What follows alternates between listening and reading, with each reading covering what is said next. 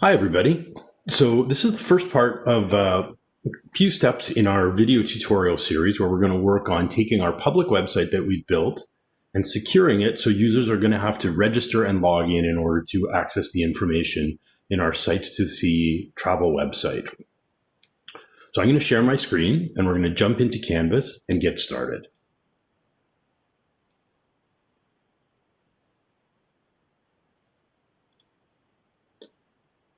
So in Canvas, inside my Module 9 folder, let's open up Activity 4.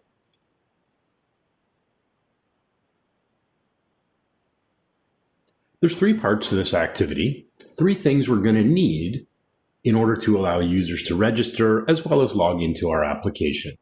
We're going to need a new user table in the database. We'll need a page where users can sign up on our website. And we'll also need a simple form where users can log in. So let's get started on this process. First thing I need to do is search to open my XAMPP control panel. And I've got to make sure both my Apache web server and my MySQL database server are both running. So I'm going to click the Start button beside both. Each will turn green, and my Start button will toggle to say Stop. I can now just minimize my XAMPP panel. Next, I want to open up my SQL Workbench, and we're going to have to run this script to build a users table. So I'm going to search for MySQL. We've already installed and configured our local connection with our username of root and our local IP address of 127.0.0.1. I'm going to click on this connection. My version of MySQL Workbench is a little older, so I get this warning about a version conflict. You probably don't have it. I'm just going to click Continue.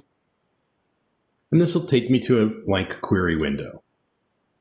If I look in my list of schemas, here's our sites database that contains our sites table. I'm going to go back to Canvas, and I'm going to highlight and copy this short SQL script here. I'm going to highlight it. It's two commands. It starts with a use command, followed by a create table command. And there's a screenshot of what it will look like when we paste it into Workbench below. I'm going to paste in the command. So I'm going to connect to our database called Sites that we already created. And then we're going to run a script to create a new table called Users. Our Users table is going to have three columns: an automatically assigned user ID column, the username, and password. And notice our passwords are going to be long. It's going to be 255 characters. This doesn't mean users are actually going to type passwords that are this many characters, but we're going to use the PHP hashing function that will transmit plain text passwords into an unreadable and unique string of text. And that value can go up to 255 characters long. So to make sure our passwords don't get truncated, we need to ensure our passwords are set up to store up to 255 characters in our database. So just paste the script in, and I'm just going to click on the execute button here on my toolbar. And Workbench tells me that both my use and my create table commands ran successfully. Get a little green check mark here. If I now want to just check to confirm we have the correct table, I can run a describe command. DESC users, semicolon. I'll highlight that and click execute again. And now we can see that our table's been built with our user ID, username, and password columns. So our database is now set up to allow us to store user accounts. Let's move on to step 2.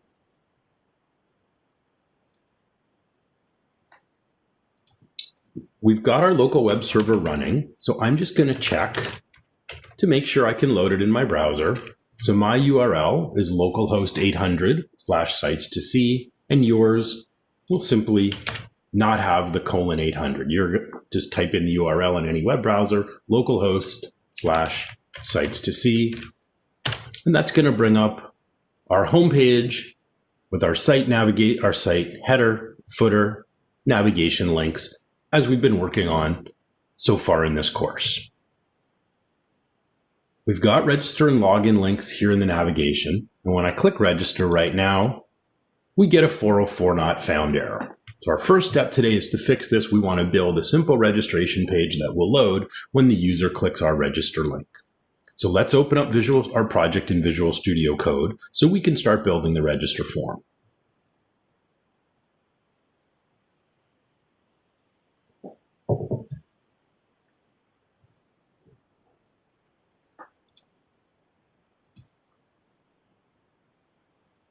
So right now we've got 5 PHP files. We've got our header and footer.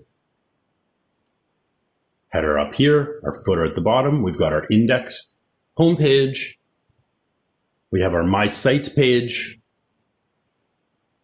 And then we have our invisible database connection page. So we're going to build 2 forms in this activity, simple HTML forms for registering and logging in. So in my editor,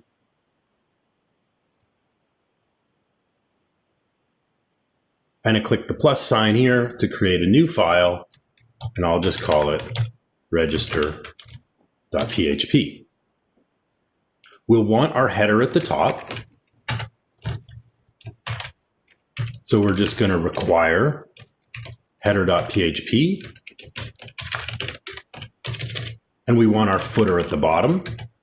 So we're going to require our footer.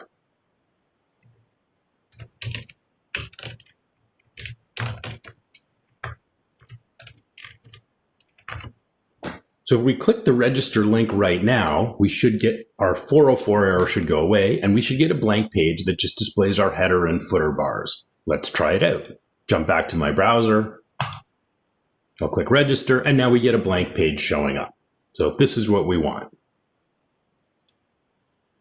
We'll go back to Visual Studio Code, and let's set out a main tag for our primary page content, and we'll use a Bootstrap class of container to add a little bit of padding to it.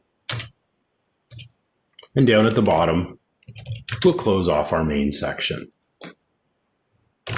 We'll add a first level heading using H1. So this will be the page title that'll appear at the top of the page. So I'll call it user registration. You can put in any kind of heading you like here. I'll go back and just refresh, and now we see our heading shows up. So we've got the beginnings of a functional page. Now in our user registration, we're taking inputs in from users, so we're going to need an HTML form tag. And we're going to set up 2 attributes. We're going to use the method of post, and the action. This is going to be the page that processes the new user registration. So I'm going to call it save-registration.php, and I'll close my form down below. We'll build the save page, which is a little more complicated and uses quite a bit of PHP code. We'll build that in our next activity. We basically want 4 sections of our form. We want an input for username, an input for password, a second input for password, where we can ensure the user is putting in the same password twice. And lastly, we'll want a submit button down at the bottom. So we're going to use the HTML field set tag to create these sections. So I'll put on my first field set.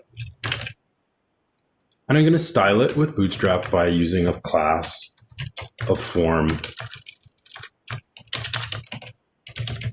-group. And as always, all of our HTML attribute values are enclosed in double quotes for proper HTML formatting.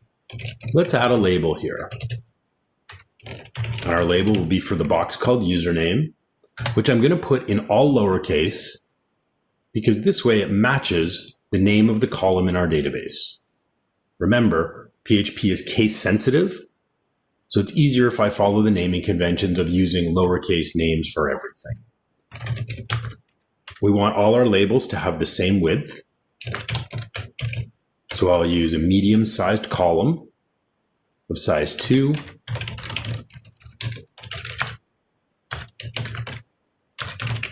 And I'll close my label. Underneath it, I want an HTML input that I'm also going to call username. So I'll give it a name of username, an ID also of username. We're going to say this input is required, can't submit our form without it. We want to set the type attribute to be email. So users can't enter any username they want. It has to be formatted as an email address. And we'll add a placeholder as well to give the user a bit of a prompt.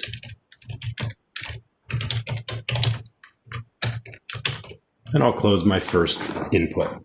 So our form's not done, but if we go and look in our browser now, we should have one section with a label that says username and an input beside it.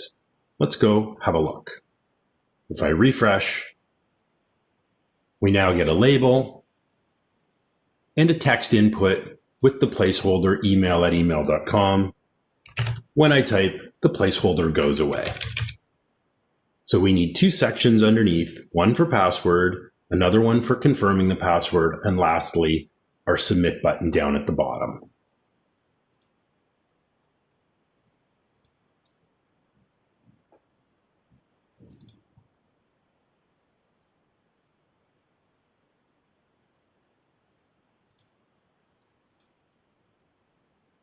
So we've finished the first section of our form. Now we're going to need our other field sets. So I'll add two more.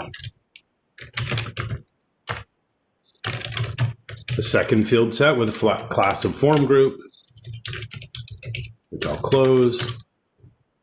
And I'll just copy that down for our third field set. Again, I want a label. This time it'll be for our password input. I'll use the same class, call medium2. So our password label will take up the same amount of width as our username label. And then enter the text password and close my label. I now want an input. This time my name is going to be password. And my ID will also be password. I'm going to make it required.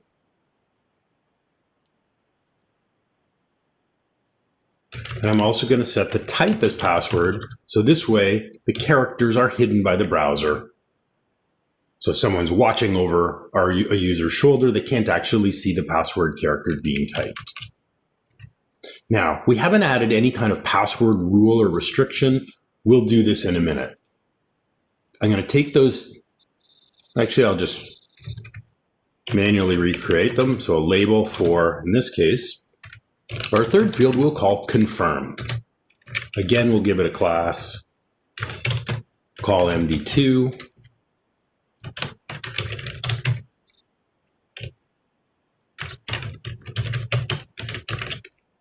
We'll close our label. And now we'll add our second password input. We'll give it a name of confirm, an ID also of confirm. We'll make it required. And we're also going to set a type equal to password here. So we're not completely done. Let's shift back to our browser for a minute and have a look and see how our form looks now. So we have three field sets, three labels, and three inputs, username, password, and confirm. Let's check it out. So I'm going to refresh my register page.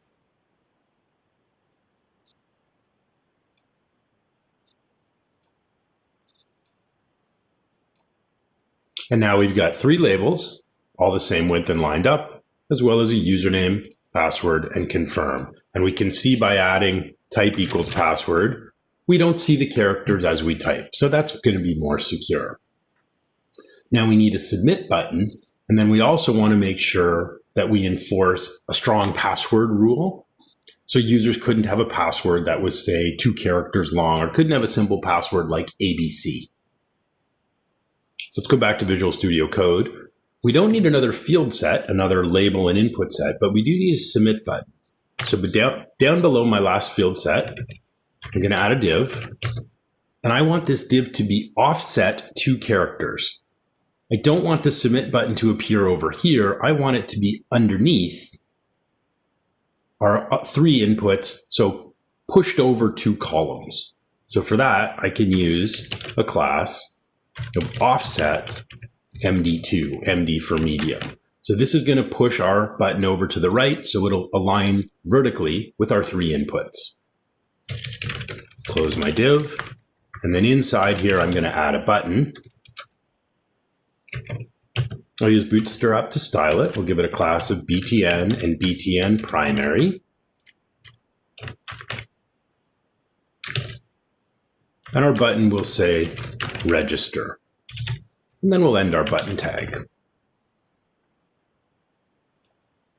When I go back and refresh,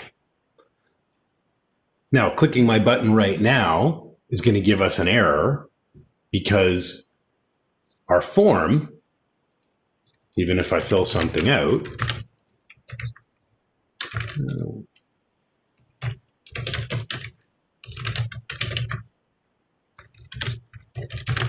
so right now there's no restrictions on my password rules. And if I fill out the form, it now takes us to our save registration page that doesn't exist yet. So we'll fix this in the next video. But there's also nothing preventing me from putting in a really simple password like this. So we're going to need to add a pattern to our password boxes. So inside of my password box, I also want to add a pattern. So we want to ensure our passwords are at least 8 characters long. They contain 1 lowercase, 1 uppercase, and 1 digit. We're not going to worry about special characters here. So our pattern, I'll wrap this down on a new line. It'll be a little easier to read. So I'm going to add a pattern attribute in double quotes. And here's our pattern. I'm going to put in a question mark, equals dot, star, and a backslash D, and then a bracket. This means our password value has to have at least 1 digit. And this is just using HTML regular expressions. Then we want to ensure we have at least 1 lowercase character. So in square brackets, we'll add A-Z.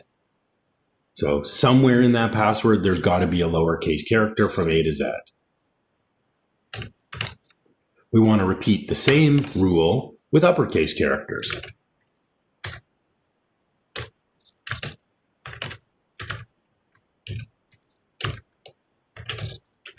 And then we want to set out that our minimum length is 8 characters.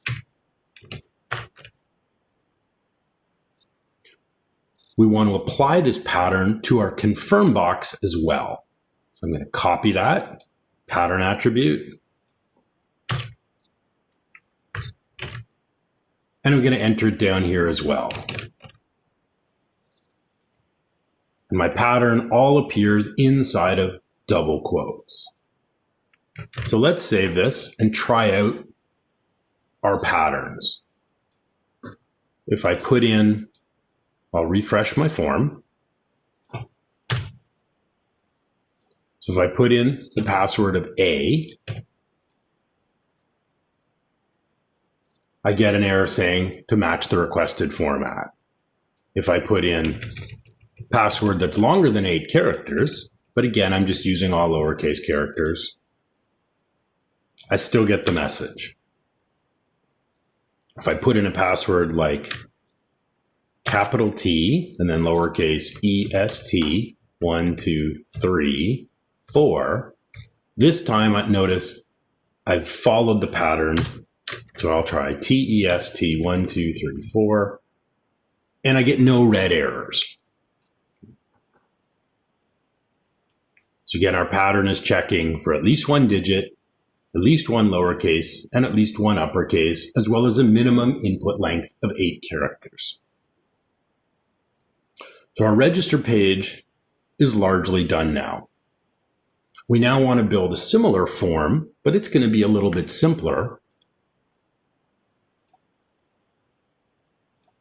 to also fix the not found error at login.php. So let's build this page next. I'm going to go back over to my Explorer window, click New File. My file name is going to be login.php. And again, we'll start by adding our header and footer.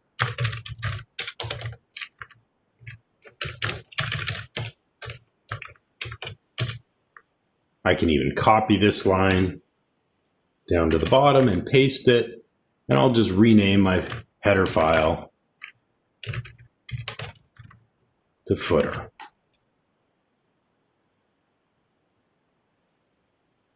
I'll check my login link in the browser again. If I refresh, my 404 not found error should go away, and the shell of our login page should load instead, which it does. So now all our links are working. We're going to set up, again, a main tag with a class of container. And we'll put on a first level heading that says user login.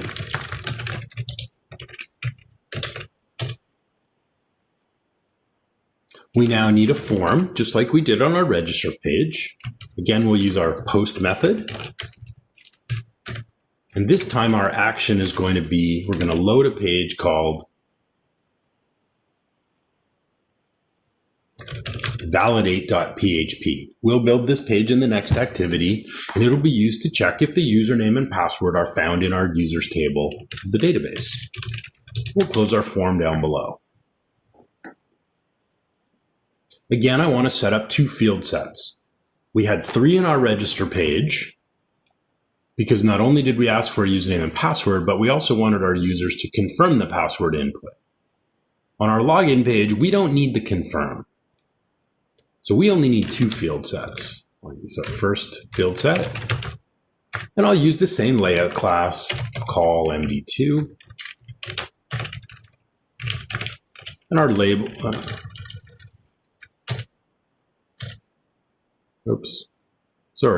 This would be form group is our class.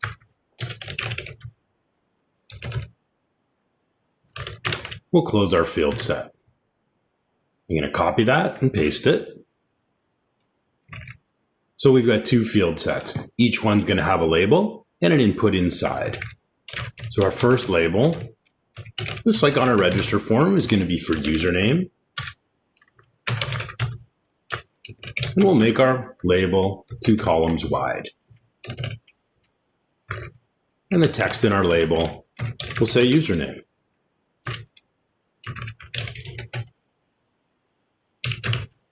We'll add a text box for the user to enter their username. So we'll give it a name of username and an ID of username. And we'll add its required. We're not going to add in any placeholder because users should know they need to know to use their email address. We don't want to provide hints to potential hackers. So we're going to leave out the type equals email, and we're going to leave out the placeholder attribute that we included on our register form. In a similar manner, we're not going to provide a password pattern because at this point, valid users would know what their password would be. So let's add a label here for password.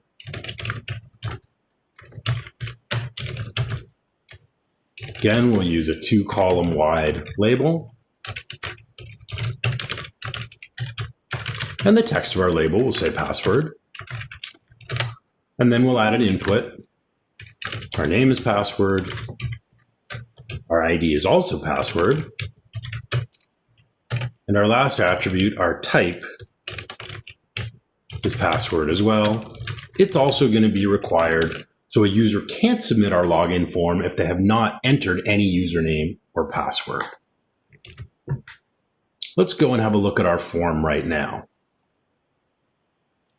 I try my login page. I now get 2 labels nicely aligned and 2 text boxes, and our password box hides the characters. The final thing we need is our login button, which we want to offset by 2 columns and put right underneath our password box. So go back to our form and we'll add a div. We'll use a medium 2-column offset to push our login button right underneath our 2 inputs. Close my div. And then I'll add a button. I want it to be blue, so I'll use my btn primary class. And we'll make the text of the button say login. And close our button. So this should be all the HTML we need on our login form. Let's go back and check it out. If I refresh or click my login button here, we now get a login page. Both fields are required, so we can't submit without putting in anything. And when I try to log in, we now get our 404 not found. It's trying to load our validate page, which we'll build in the next activity.